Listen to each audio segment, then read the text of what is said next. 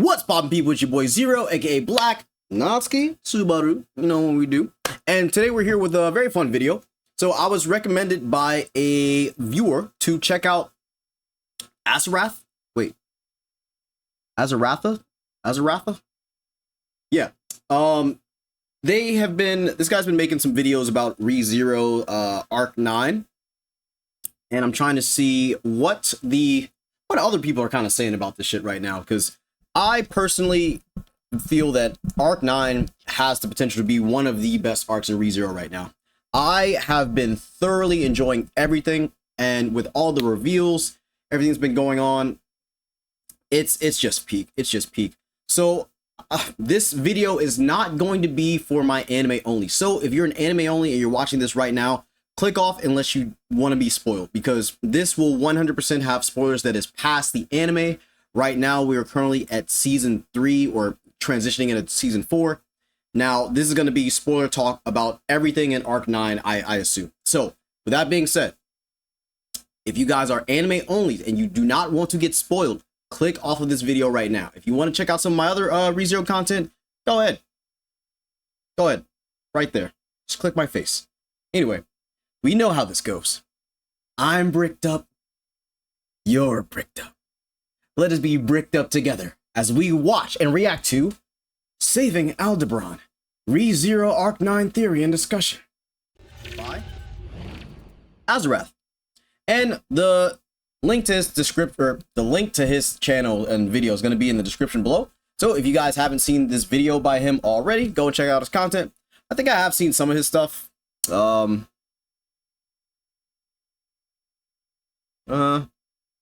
Yeah. I've seen like a video or two of his. But anyway, jump on into it. This video is going to contain massive Arc 9 spoilers. At the time of recording, the anime... I am eating, so excuse my big baggery. If you spend some time in active novel spaces for ReZero, you might see this take. Aldebaran needs to die for what he's done. Firstly, he's already beaten it at 250,000 times. Second, is it really that simple? There's been a mix of reactions to Aldebaran's journey throughout the arc, and let's face it, he has harmed a lot of beloved characters throughout his time so far, which also makes it pretty understandable why there's so much hostility about him and his actions. True. He's basically the protagonist of the arc, but we also know that at large in the scale of ReZero's story, he's one of the biggest antagonists we've had to face. I mean, let's face it, he sealed Subaru and Betty in an orb, beat Garfield and Ezra to a pulp, took control of the divine dragon Volcanica, psychologically scarred kids like Petra and Melee, severely injured Reinhard, unleashed the Witch of Envy, exposed Returned by Death, wounded and took advantage of the Feldkamp's bonds before taking Feld hostage, freed Roy Alfred from prison, laid waste to the royal capital, created a situation where Heinkel would end up stabbing Wilhelm, and who the hell knows what else this guy is going to get up to, before attempting to throw Subaru down a geyser to remove him from the world. Yeah. He has committed quite a few atrocities. Not gonna lie. To be fair, I don't even want to say that his crash out isn't valid, but at the same time, unless we know the full backstory and lore about this character, we will never fully truly understand. And for you guys who are novel readers, if you guys are not caught up with the current phase of ReZero and you haven't, like, as far as the web novel, and you have not read the prologues or the side stories, it is all but confirmed that Al is a failed copy of Subaru. He is a failed version of Subaru. So, like, this we know. I even made a video about it where I read the shit. So if you want to see my reaction to that, check it out. But this is a very interesting dilemma, because if Al is to get rid of Subaru, like his original self, let's say, right? Subaru goes back to the real world because he knows he can't kill him, right? By this point in the story, we know that we can't kill Al. We can't permakill him. Like, our goal would not be to kill him. It would be to take him hostage or to take him in without him being able to. Well, I don't think everybody else knows about his, like, little poison packet, but we have to find a way to constrain him, subdue him. But I feel like if if we if we let this rock, we stop him. It can go a couple of ways, honestly. One of my likely speculations is that Al is going to escape. What I feel is that once everything's said and done, they're gonna like beat him. They're gonna overcome Roy. They're gonna overcome Ye. They're gonna overcome Heinkel, the Divine Dragon. They're gonna beat everybody, and the Witch of Envy. He's gonna get to the end, and he's going to have, like, I feel like he's going to escape unless they reveal like who Al is in its entirety by the end of this arc. In my head, he's going to escape. I can't see him being taken in alive and he not find a way to escape. Like, I know he's basically getting to his wit's end by this point, and like we got like a whole bunch of shit coming on with like the Witch of Tristitia, Petra Late, like so much stuff. But yeah, he's done way too much shit. He's done way too much shit. He's gonna have a lot of shit that he's gonna have to fix after this if he succeeds. That's an incredible rap sheet that will probably lead the kingdom to want to execute Aldebaran. But maybe, just maybe, there's a bit more going on with Aldebaran and his actions than just wrapping him up and throwing him down the geyser himself, right? Surely it can't just be that simple. My hypothesis is that Arc 9 is going to end primarily with one event: Subaru reaching out and saving Aldebaran. Let's keep something in mind. As Aldebaran does all this terrible stuff, he regularly remarks how it hurts him to do it, how he knows he's pushing himself past the point of being saved, as he marches on this conquest to become himself. I have my own ideas on what becoming himself means, which you can find in some of my other videos. I think the Valekia saga at large served as preparation for Arc 9 and for Subaru's task to save Aldebaran. To save someone who has now personally impacted him like this, much like many have in the past, to save someone who has now hurt the world, as the Divine Dragon runs rampant, cities begin to fall, and the Witch of Envy is unleashed upon the world. And more importantly for Subaru of all people, to save someone who has hurt those he loves. Now, I will say this. I think that it is very plausible that Subaru could end up saving Al by the end of this. And it's partially because once Subaru gets out, first of all, even though Al has done a lot of fuck shit, there has been some positives from what has happened. Specifically, the release of certain names and memories.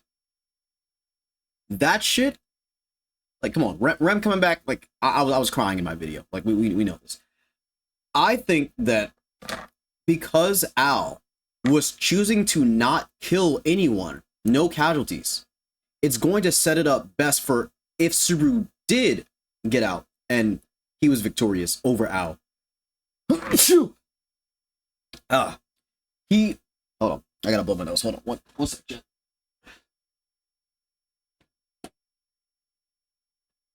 Like, in my opinion, it would make sense for Subaru to feel like he can save Al and that he can technically repent because no one died. At least, like, permanently. And of course, you know, we don't know where this story is going to go. We've already had, like, a major character death.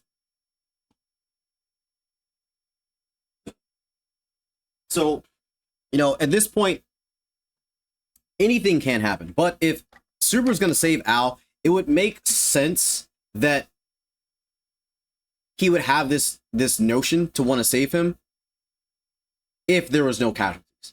If there are some casualties, it's going to be a lot harder to want to justify that. Even though it's Subaru. Like, he's done some crazier shit, but still. Subaru is fine with people hurting him. To an extent, he's even fine with people hurting the world, but hurting people close to him is what really pushes Subaru into dark places, and I think that will be one of his tests in Arc 9. I think everything that has happened throughout this story has been building up to the inevitable final confrontation between Subaru and Aldebaran at the end of Arc 9. Realistically, letting Subaru out of the orb will be Al's biggest mistake. Not because, you know, Subaru's gonna loop or kick his ass, but because he will be able to use his strongest power, the power to reach out and save someone. Mm-hmm. Natsuki Subaru's core character struggles throughout Act 2 of ReZero and stretching into Act 3 has been his heroism. Really, it goes all the way back to Act 1, specifically Arc 3, being labeled Rem's hero. It's specifically reignited by Arc 5 and Subaru taking on the burden of heroic reveries by shouldering the plight of Pristella.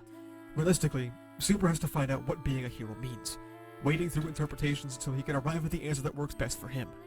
He often has to struggle with the idea of heroism coming at the cost of his own self, through repeated struggle after repeated struggle. It rises up again when Subaru is facing his identity crises in Arc 7 and 8, juggling identities like Natsume Schwartz and Natsuki Schwartz, pressured by Alderaan to become the hero that Rem thought him to be, as Subaru becomes the most reckless we've ever seen.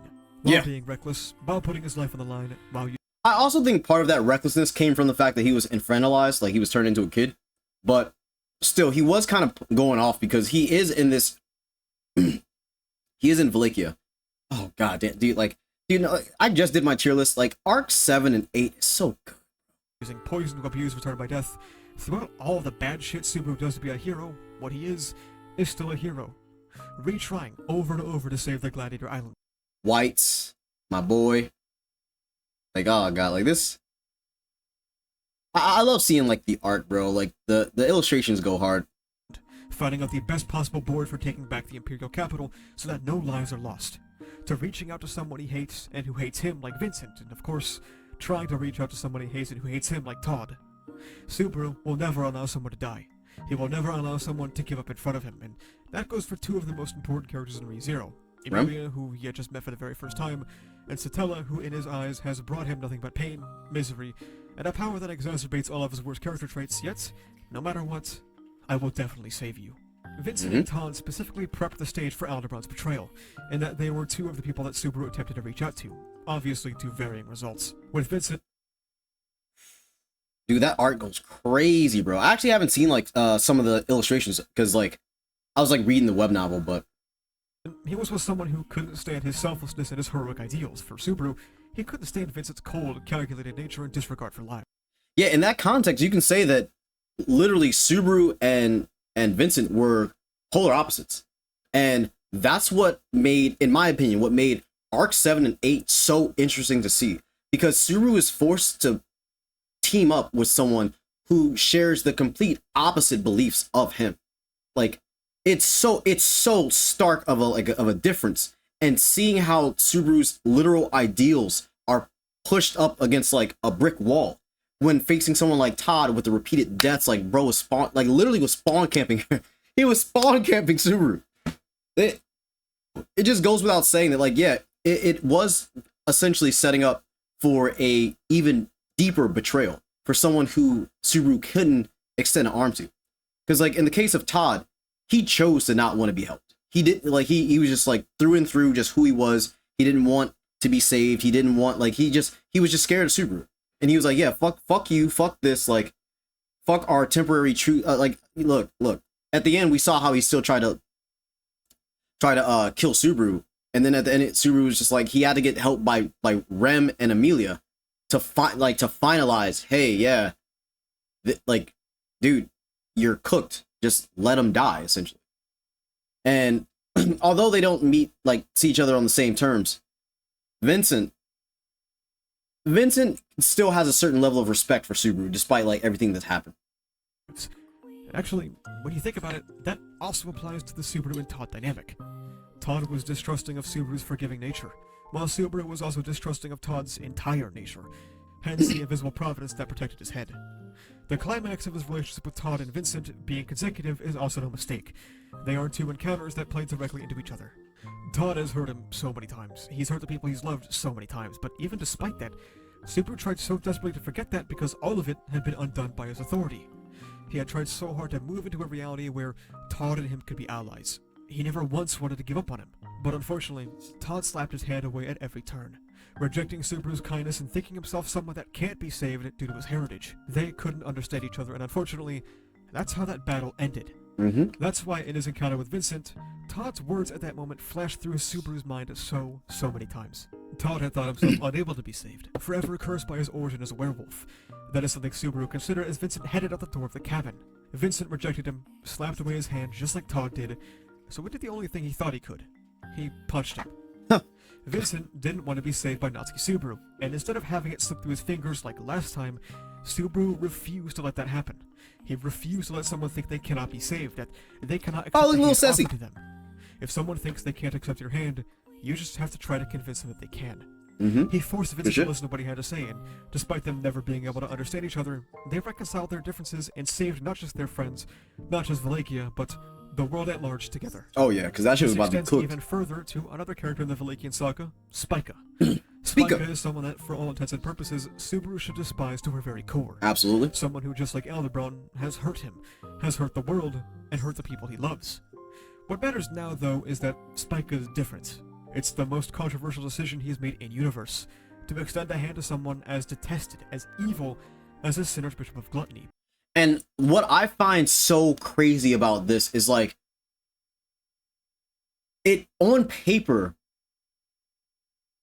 of course, Subaru would not try to, like, extend a hand to someone like this. When she first came with them to Wallachia, he was extremely protective of Rem from her, not knowing about, like, her, like, loss of memories and change and shit. But it now goes a little bit deeper now, because since Rem's memories were released, I wonder how this new Spica is going to be. Because, like, there was the whole theory that, like, for some reason, Spica had, like, the influence of Rem's memories in the corridor of memories, and that's why she was, like, you know, obsessed with Subaru. But at the same time, all lollies are obsessed with Subaru, so it's like, whatever. But for me, it's like, given the circumstances of how Arc 7 and 8 was progressing, despite everything that Spica had done, or Rui, before she became Spica, which I actually cried when she became Spica, like, when he said, like, now just, like, promise me, like, are you willing to turn a new leaf? Like, are you willing to say goodbye to everything that you, like, did before, everything that you said, all of, like, the infamy that you garnered for what you were as a Sin Archbishop? Are you willing to be better and do better to help us right here, right now, as Spica? Be reborn as a new like, that shit was fucking goated, bro. And all throughout Arc 7, it was just building up how this character Spica was deplorable, was detestable before she was Spica. But in this new land, like, with this new, like, memories and shit, like, she's only been trying to do good by Subaru. So if anybody would have been able to, like, take her hand, it should have been Subaru, because he's the one who should hate her the most, who should deplore her the most. Yet during his journey in this foreign land with a Rem whose memories aren't, like, intact, who isn't, like, the same person as she once was, and is very skeptical of him, and he doesn't have any other resources, Spica is the only one who is, like, on his side, on his team. So Subaru is not, I'm not gonna say he's quick to forgive, because he forgives under the right circumstances and shit. It's just that this makes sense. This made sense after seeing it. But if you were to say it on paper, like, oh yeah, he's gonna team up with the Sin Archbishop, the fuck? I think that it was a powerful expression of Subaru to even do this.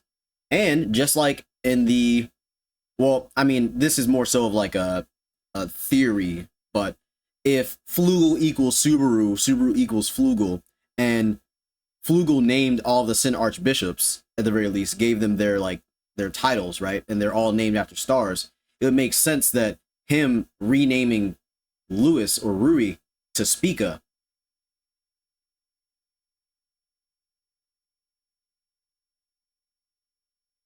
anyway, continue. But Spica accepted that hand. She accepted that she has to work to make good on her transgressions against humanity, even if they were done by Rui Arneb and not by the Spica we know today. Realistically, what makes Spica and Aldebaran different in that regard? Especially when we know that Aldebaran's probably not his real name. What makes Spica or Aldebaran different from Satella, who also has a different personality, a different identity that devoured half the world, yet Subaru has vowed to save her? Why would Subaru draw the line at Aldebaran? Now, there's kind of an elephant in the room when talking about Subaru saving people, considering the genesis of Arc 9 is that Priscilla has died.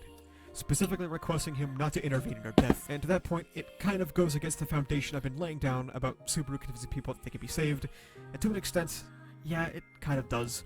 On the other hand, though, Priscilla was someone actively dying who accepted this as her ending wholeheartedly, and... By the way, pour one up for Priscilla, dude. Towards the end of Arc 8, I was starting to fall in love with this shit, dude. I love her writing. Like, in the beginning, I'm like, man, she's kind of a bitch. Like, yeah, she's hot. Yeah, she got fat titties. Sure. She seems like a bitch, though. The more we see of Priscilla, it's like her charm just enthralls you. Like, her personality, her character type that may have come off to be a bit self-absorbed, a bit like a bit, what's the term? Like callous, very like selfish, conceited. After a while, you're like, wait, no, she's not really like that. Even though on the surface she may seem kind of like that, she's not. And I find that interesting because even in season 3, when we were getting those different interactions with Liliana and just like Scholt and just like the way that she talked with the quote unquote commoners and everybody else, it's still the same vibe that is Priscilla, but it's gleaming a little bit more of her actual character and the implications of why she maybe does some of the things that she does and says the things she says in the way that she says it. But I want to know how the fuck her and Al met, dude. Aldebaran is someone who plans to die, accepting that this is the ending his circumstances have led him to. The primary difference being, Priscilla was wholehearted, Aldebaran is half-hearted.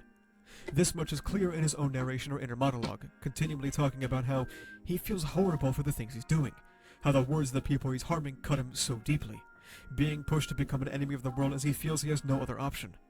Aldebaran's betrayal isn't the bittersweet acceptance of going out on your own terms, it's a childish lashing out at everyone around him, half-heartedly becoming an enemy of the world, not being sure of himself enough to commit to being a global terrorist, as evidenced by Al's refusal to take a single life. It's that refusal to kill that shows us that Aldebaran has not completely given up on himself. It's comments from Ye about how she expects Al to pay back the shopkeepers they steal from, and that shows us that he hasn't conceded. And Subaru's job when he pops out of the orb will be to convince Aldebaran that it's not over, to learn from Todd and reach out even if they slap your hand away, to learn from Vincent and truly understand someone's suffering, to learn from Spica and know how hard of a task it is to be a better person. My prediction is that Arc 9's big climactic moments will be Subaru and Aldebaran, and in a callback to Arc 1, Arc 5, Arc 6, and probably more, the first step to saving Al will be to ask him for his real name, something he has clearly discarded for a very, very long time. To walk in the light not as Aldebaran, but whatever his true identity actually is, shedding the name that has so much baggage for him. Another callback to a theme central to ReZero, the helm bearing the name of oneself, the name of the following star that holds so much pain for him, failing to burn brighter than the very sun in the sky. I also think it would be really cute to have the conclusion of their conflict end with Aldebaran saying, "You really are an amazing guy, Natsuki Subaru." Those are my thoughts on one of the ways Arc 9 will end. I also have some other videos talking about Al, who is pretty central to the story right now, so if you're interested in more of the thoughts that I have, you should check those out. I hope I was able to demonstrate why I think Arc 9 will be Subaru's biggest test so far, and why Aldebaran probably won't be bowing out to Sunk. To close it off, I have a little section here from the very end of Arc 8, when Subaru finally defeated the big bad, Sphinx. Quote, "This was not something that anyone who participated in battle against the Great Disaster could say, but at the very end, in order to activate the effects of Spica's star eating, Subaru had faced off against Sphinx directly. At that moment, Subaru and Sphinx had laid their souls bare to one another. That was probably why Subaru could not hate Sphinx, and regard her as evil from the bottom of his heart. At least, she was not an unforgivable enemy like the Sith Archbishops. That was what he felt." Okay. Thank you so much for watching. If you like this video, make sure you subscribe for more. Yeah, this is a W video. Nice theories. You benefits like early videos, membership badges, and cool custom emotes. But yeah, man. So, I really fucks with the theories very, very insightful. I really wish more people did stuff like this, because the discussion around ReZero is what makes ReZero like really, really fun, right? As far as like having a community. And it's a little bit rough when, you know, you can only talk with so many people in certain communities, whereas like the overarching, you know, YouTube sphere, where there's different ReZero YouTubers or people who cover ReZero content, I don't think too many of them actually get together and have discussions about this in that space. I think that type of stuff needs to happen more. So, yeah. This has been your boy Zero, aka Black Anatsky Subaru. If you guys enjoyed the video, leave a like. Definitely go and check out more of Azarath's videos, because quality's definitely there, and he seems to make a fair bit of ReZero content. So if you guys, well, you guys are probably already watching it. So I'm gonna leave y'all with that. Link's gonna be in the description below. I'll catch you guys in the next one. Until next time, peace.